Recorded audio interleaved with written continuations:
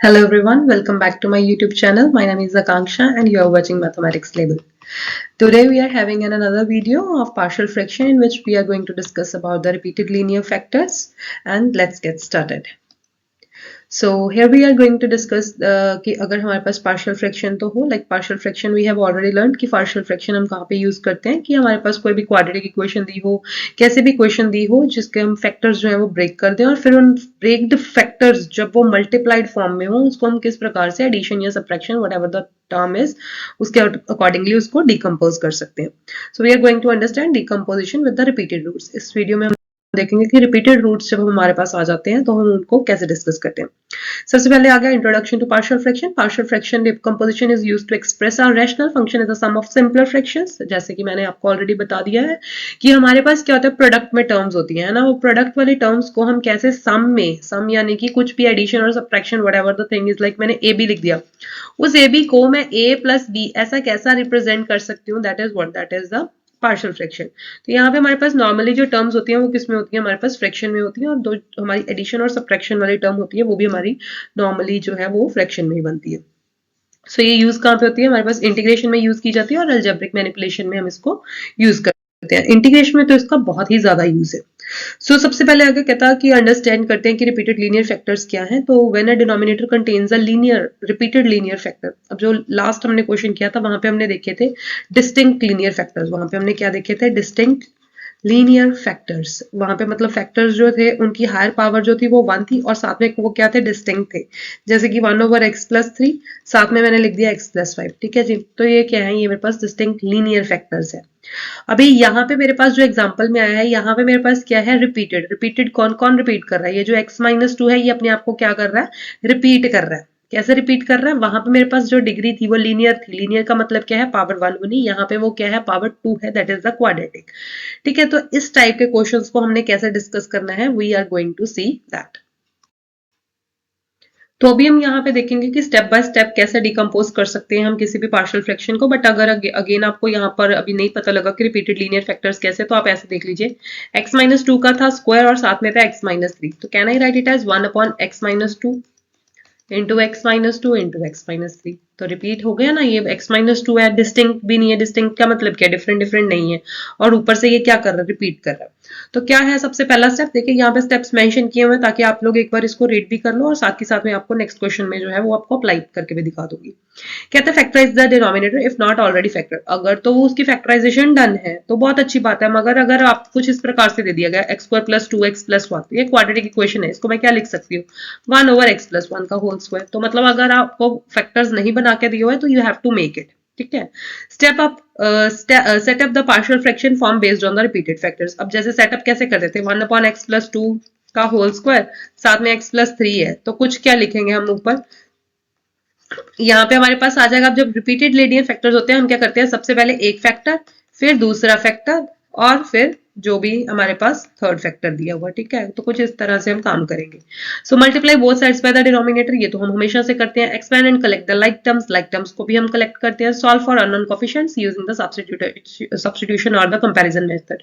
तो वो हम पे बेस्ड है कि हमने किस प्रकार से करना है. अब सीधा क्वेश्चन के ऊपर आते हैं. देखिए क्वेश्चन क्या दिया हुआ है, 3x+5 divide by x-1 whole square, साथ में दे दिया x+2. तो यहाँ पे ये जो मेरा x-1 है ये क्या है, मेरा रिपीटेड लीनियर फैक्टर है. तो how can I write it, मैं सबसे पहले लिखूंगी a डिवाइड बाय क्या आ जाएगा x-1, फिर क्या लिखूंगी मैं b डिवाइड बाय क्या लिखूंगी, x-1 का होल स्क्वायर. ठीक है. इसी तरह से एक और अगर पावर होती तो वो क्या आ जानी थी, c डिवाइड बाय x-1 का होल क्यूब. पर क्योंकि यहाँ पे नहीं है तो what I will write it है x+2. होपफुली यहाँ तक आपको क्लियर है. अगले स्टेप में हम क्या करते होते हैं, ये जो डिनोमिनेटर वाली टर्म होती है ना, इसको इधर क्रॉस मल्टीप्लाई कर देते हैं. अब क्रॉस मल्टीप्लाई करेंगे, खुद ही दिमाग लगाओ कि अगर यहाँ पे मेरे पास 3x+5 है, यहाँ पे मेरे पास क्या आएगा, x-1 का होल स्क्वायर, साथ में क्या आएगा x+2 और साथ में क्या आएगा a डिवाइड में क्या है x-1. अब ये एक x-1 के साथ कैंसिल हो जाएगा तो मेरे पास क्या बचेगा, x-1 इंटू x+2, साथ में क्या आ जाएगा a. तो अगले फैक्टर्स हम डायरेक्टली लिखेंगे. ठीक है जी. अभी x-1 का होल स्क्वायर के साथ x-1 का होल स्क्वायर कैंसिल हो जाएगा. What time will be left with x+2, साथ में क्या आ जाएगा b. अब यहाँ पे क्या आएगा, x+2 कैंसिल हो जाएगा तो क्या बच जाएगा, x-1 का होल स्क्वायर, साथ में क्या आ जाएगा c. ना लेट्स ओपन द टर्म्स। अब ओपन टर्म्स करने का क्या मेरे को बेनिफिट रहेगा, ओपन करूंगी तभी मेरे को पता लगेगा ना कि कौन सी क्वाड्रेटिक बन रही है, कौन सी मेरे पास क्यूबिक बन रही है, और what ever the thing I am getting, है ना। तो देखो right hand left hand side में तो जो है वो वही रहेगा। अब यहाँ पे मेरे पास क्या बच रहा था, एक बच रहा था x माइनस वन का फैक्टर, दूसरा बच रहा था x प्लस टू का फैक्टर। इसको सॉल्व करते हैं, x को x के साथ मल्टीप्लाई करोगे you will get x square, minus one को x के साथ करोगे माइनस x आएगा, टू को आप लोग x के साथ करेंगे पॉजिटिव का 2x आएगा, तो इन द टोटल हमारे पास क्या आएगा 1x आ जाएगा। और एंड में हम माइनस वन को टू के साथ करेंगे तो ये बन गया माइनस टू, और साथ में क्या आ गया अपने पास ए।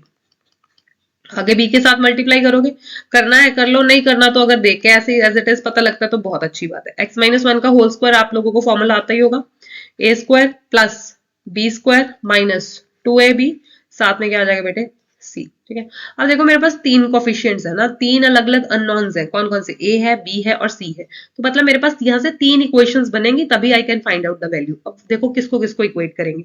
पिछला जो हमारे पास लीनियर फैक्टर्स वाला था वहां पे हम क्या करते थे, हम दो कोफिशिएंट्स हमारे पास बनते थे ए और बी, और हम एक एक्स की पावर को इक्वेट कर लेते, एक कांस्टेंट को इक्वेट कर लेते। अब यहाँ पे हमारे पास स्क्वायर वाली टर्म भी आ रही है तो हम स्क्वायर को भी इक्वेट करेंगे। तो सबसे पहले equating the coefficients of x square, ठीक है, equating the coefficients of x square. Left hand side में है 0, राइट हैंड साइड में देखो यहाँ से a आएगा और साथ में क्या आएगा c, इसका मतलब a प्लस सी। तो ये मेरे को क्या कन्वे कर रहा है कि a की वैल्यू तो कितनी आ गई हमारे पास माइनस सी आ गई, ये मेरा पहला काम हो गया खत्म।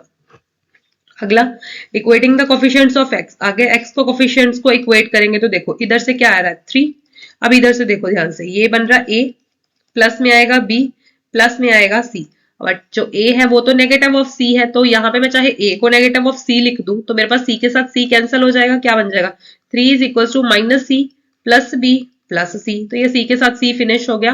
तो सेकंड जो मेरे पास वैल्यू आ गई वो किसकी आ गई, b की वैल्यू आ गई मेरे पास बेटे 3। लास्ट वैल्यू मेरे पास किसकी रह गई है c, तो उसके लिए मेरे को किसको इक्वेट करना पड़ेगा, I have to equate constant term. Equate किसको करेंगे हम, कांस्टेंट टर्म को। तो कांस्टेंट टर्म को आप लोग इक्वेट करो, देखो लेफ्ट हैंड साइड में मेरे पास कितनी कांस्टेंट टर्म है 5, और राइट हैंड साइड में देखो यहां से आएगी माइनस का 2a, ओके फाइन, यहां से क्या आएगा 2b, b की वैल्यू ऑलरेडी है मेरे पास 3, तो ये बन जाएगा 3 2 6, लास्ट c जो है वो कितना आएगा पॉजिटिव c।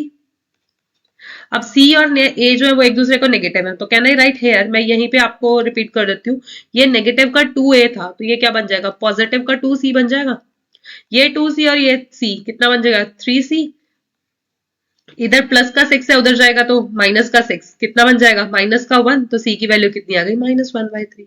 अब ये जो मेरे पास तीन वैल्यूज आई हैं a b c की, इनको हम क्या करेंगे यहाँ पर रिप्लेस कर देंगे, a की जगह पे b की जगह पे और c की जगह पे। तो a की जगह पे मेरे पास कितना आ जाएगा, a is negative of c, that is ये बन जाएगा 1/3, b की वैल्यू आई थी 3 और c की वैल्यू कितनी आई थी -1/3। तो ये फाइनली ये वाला साइन चेंज करना है तो यहाँ पे कर लो, यहाँ पे रखना है तो यहाँ पे रख लो। So in this way we decompose a repeated linear factor into its partial fraction. अब ये पार्शियल फ्रैक्शन यहाँ पे हमने अप्लाई कर दिया, अभी अलग अलग फैक्टर्स बन गए। अब इंटीग्रेशन का क्वेश्चन ये हो जाना सिंपल, क्योंकि मेरे पास तीन अलग अलग फैक्टर्स हैं और तीनों का इंटीग्रेशन मेरे को आता है, इसका भी लॉग में बन जाएगा, इसका पावर रूल में लग जाएगा, यहाँ पे भी लॉग में आंसर आ जाएगा। बट अगर मैं डायरेक्टली इसको देखूं I can't find the integration directly है। सो एप्लीकेशन इसकी क्या है वो तो हमने ऑलरेडी देख ही लिया, it is used in integration for solving rational function, helpful in Laplace transformation engineering. जो इंजीनियरिंग के बच्चे ये वीडियो देख रहे होंगे उनको पता होगा कि लैपलेस ट्रांसफॉर्मेशन होती है जिसमें इसको यूज किया जाता है essential in solving differential equation. BSc graduation में हम डिफरेंशियल इक्वेशंस को पढ़ते ही पढ़ते हैं, वहां पे भी हमारे पास इसका ह्यूज यूज है। So with this we are done. Thank you so much for watching this video. Keep liking and subscribe my channel. Thank you so much.